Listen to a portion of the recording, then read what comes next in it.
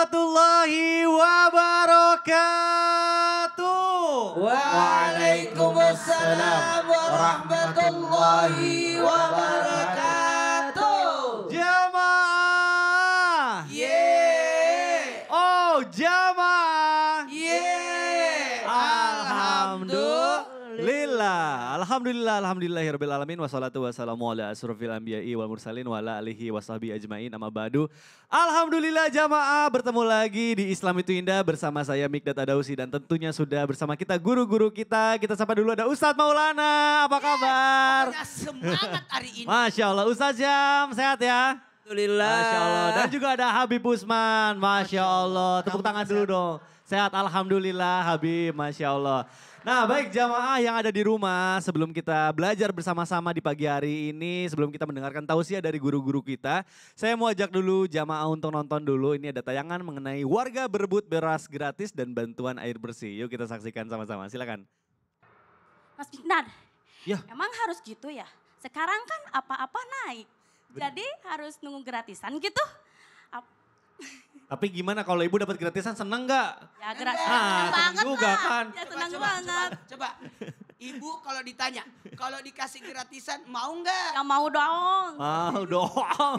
Tapi kalau bawaannya rebutan gitu kan nggak enak. Bener. Nyikut-nyikut orang. Baiknya gimana ya? Baiknya kan ada data.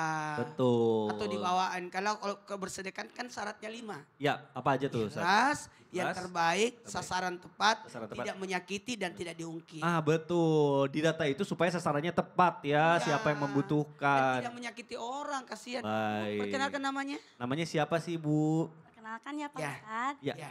Nama Bersama saya Eva Puspita Dewi Ya. dari Majelis Taklim TBM. Oh. Alamat saya di Jatinangor, Sumedang. Iya. Oh, Yang aja Jatinangor. Nangor Sumedang. Ngapain diberi alamatnya yo?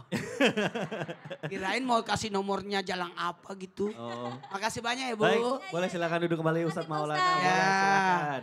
Izin Habib dan Ustaz Sam, Masya Allah tabarakallah. Terima kasih banyak kepada siapapun yang senantiasa berbagi. Tepuk tangan dulu dong. Dengan komentar orang bagaimanapun, rebutan lah, pamer-pamer lah, apalagi riak lah, tidak ada urusan. Ketika orang berbagi, itu tanda bersyukur atas nikmat. Karena syukur itu mohon maaf, sampai bagaimanapun itu syukur, kita hanya sekedar dihitung baru belajar bersyukur. Ulangi, baru belajar bersyukur. Pernah ada perasaan, alhamdulillah saya bisa bayarin uang sekolah seorang anak di sekolah, bangganya aku. Tapi tiba-tiba saya pergi ke Kalimantan, ada istana anak yatim, 1000 orang di dalamnya. Langsung menciut saya, kayaknya. Tuh. Jadi jangan pernah sombong dengan amal ibadah kita. Karena ternyata masih ada orang lebih hebat daripada kita. Makanya bersyukurlah. Bersyukurlah. Tahu arti syukur? Memfungsikan atas apa yang Allah berikan. Maka kalau mau bersyukur, syukuri apa yang sudah ada. Syukuri apa yang sudah ada. Jangan syukuri apa yang belum ada. Iya, iya, iya. Kenapa bisa? Banyak orang, kenapa uangku cuma segini? Kenapa kau tidak bersyukur apa yang sudah ada? Banyak orang tidak bersyukur karena menunggu apa yang belum datang. Nah itu dia benar-benar. Itu sebenarnya. Mau lebih bersyukur lagi? Gimana Ustadz? Lihat di bawah kita.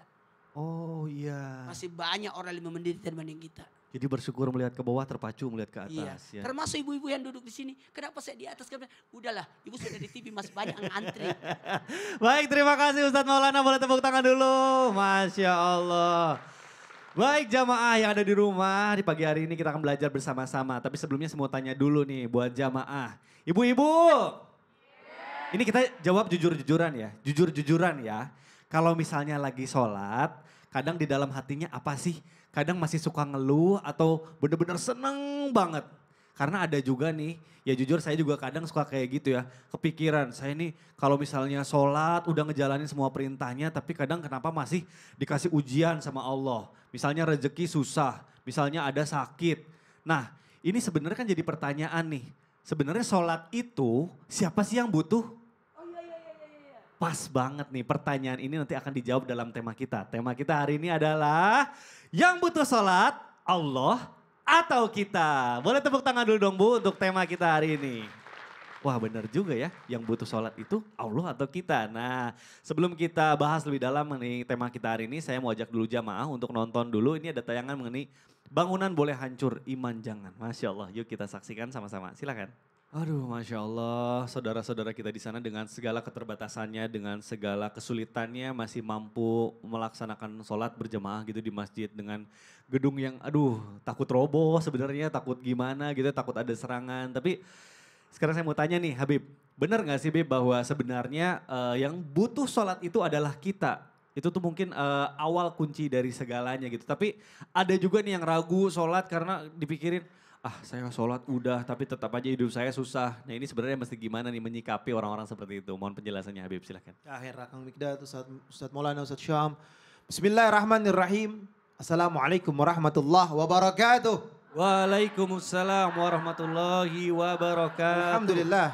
Alhamdulillahi rabbil alamin. Wassalatu wassalamu ala sayyidina wa nabiyina maulana Muhammadin. Wa ala alihi wa sahbihi ajmain amma ba'du. Segala puji bagi Allah Subhanahu wa taala. Insyaallah penonton di rumah dan penonton di studio mendapatkan ilmu yang bermanfaat dari guru-guru kita, bisa diamalkan dalam kehidupannya sehari-hari. Amin ya rabbal Alamin. Yang perlu sholat itu kita. Sholat itu tiangnya agama. As-sholatu imaduddin. Kalau tiangnya hancur, hancur semuanya. Dan sholat adalah pendekatan antara makhluk dengan Tuhannya, yakni Allah Subhanahu wa taala. Ada orang yang sholat, tapi tetap aja susah. Tetap aja dibelangsak hidupnya. Perbaiki sholatnya. Benar gak dia sholat? Sholat itu bukan hanya terburu-buru. Sholat itu harus dengan iman dan takwa kepada Allah. Yakin sedang berhadapan dengan Allah Subhanahu wa taala. Ketika seorang hamba yakin Allah Subhanahu wa taala sebagai Tuhannya, gak mungkin dia sholatnya cuma 1 menit. Gak mungkin sholatnya cuma 2 menit. Gak mungkin sholatnya 3 menit. Bacaannya dia hayatin. Ruku sujudnya dia hayatin. Semuanya dia nikmatin. Karena apa? Sholat adalah hubungan antara hamba dengan Allah Subhanahu wa taala. Dan sholat itu buat nolongin kita. Wasta'inu bisobri wa salah wa innaha lakabiratun ila al-khashiin. Sholat itu nolong. Sholat susah kata Allah. Enggak gampang. Coba tanya, subuh gampang susah?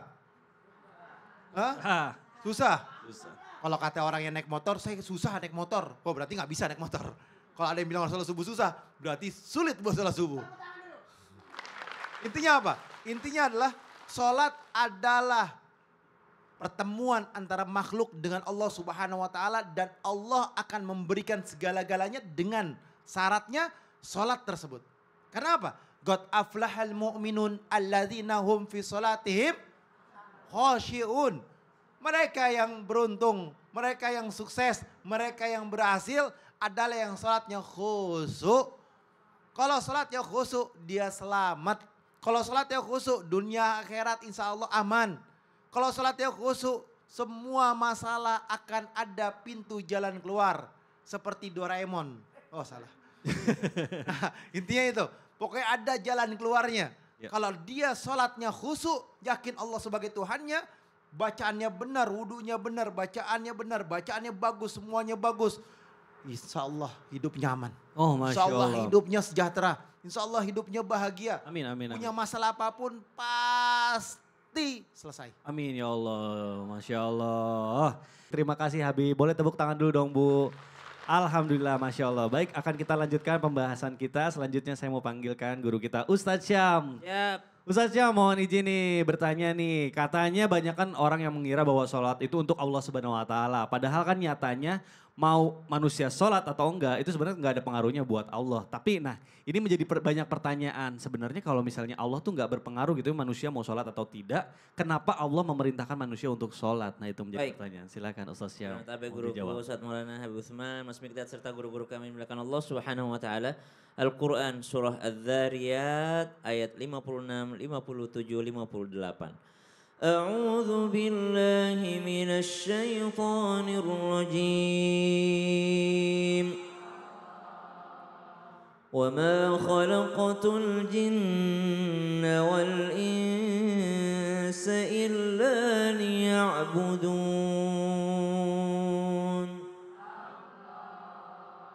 ما أريد منهم من رزق وما أريد أن يطعمون إن الله هو الرزاق ذو القوة المتين.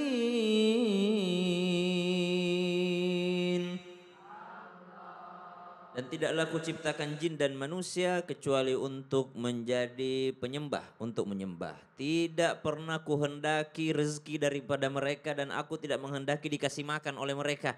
Artinya Allah tidak butuh sama sholat kita. Allah tidak butuh sama ibadah kita. Allah tidak butuh sama haji kita, umroh kita, zakat kita, sedekah kita. Allah nggak butuh itu semua. Kita yang membutuhkan daripada sholat tersebut. Lalu kenapa ada perintah sholat? Kalau mau analogi sedikit begini. Ada orang yang kita senang berada bersamanya, Bu.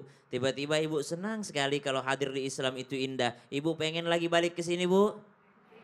Pasti ibu cari tahu bagaimana caranya supaya bisa balik lagi ke sini.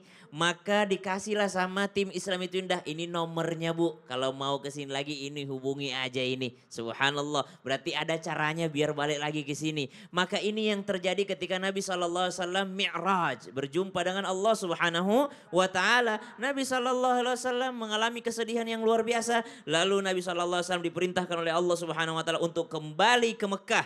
Ketika kembali ke Mekah, Nabi SAW merasa, saya tidak mau kembali ya Allah, biarkan saja saya berada di sisimu. Kata Allah, kau kembalilah, bawalah pulang sholat ini. Setiap engkau ingin mengingatku, maka lakukan dengan sholat. Artinya, karena kita butuh dengan Allah, Allah kasih kita sesuatu. Fadhkuruni alkurkum wa aqimis sholata lidzikri. Mendirikan sholat itu untuk tersambung kembali dengan Allah Subhanahu wa ta'ala. Karena kita butuh dengan sholat, kita butuh dengan Allah. Masya Allah, terima kasih Siap, analoginya sama-sama, Mas Mikdad. Ustaz Syam. Alhamdulillah kita jadi paham ya.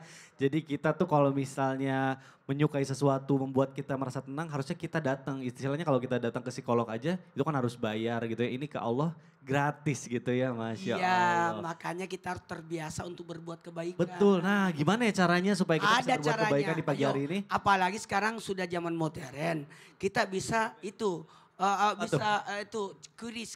Oh curious. Nih ada Gimana caranya Ustadz? CT Arsa Foundation terus berupaya untuk memutus mata rantai kemiskinan melalui pendidikan yang berkualitas dan kesehatan yang optimal. Maka kami mengajak kepada siapapun yang peduli dan ingin turut berkontribusi meringankan beban mereka melalui donasinya. Oh baik. Doa dan donasi, Dede. Dede, doa dan donasi. Gimana caranya? Sedekah yang terbaik dengan cara men-scan QRIS CT Arsa Foundation di bawah ini. Baik, sebelah sini. Ini dia. Masya 5, Allah. 4, 3, 2, 1. Baik jamaah, tuh jangan sampai lupa melakukan kebaikan di pagi hari ini ya. Biar dapat keberkahan dari Allah Subhanahu wa Betul Ta'ala. itu. Baik. Tunggu dulu. Gimana Ustaz? Ajak jamaah jangan kemana-mana. Iya Karena dong. Kita membahas tentang sesuatu yang sangat penting. Betul, Mau tahu apa? Salat itu untuk Allah atau untuk kita? Nah itu dia. Setelah yang satu ini tetap di Islam Indah. Jamaah, oh jamaah. Alhamdulillah.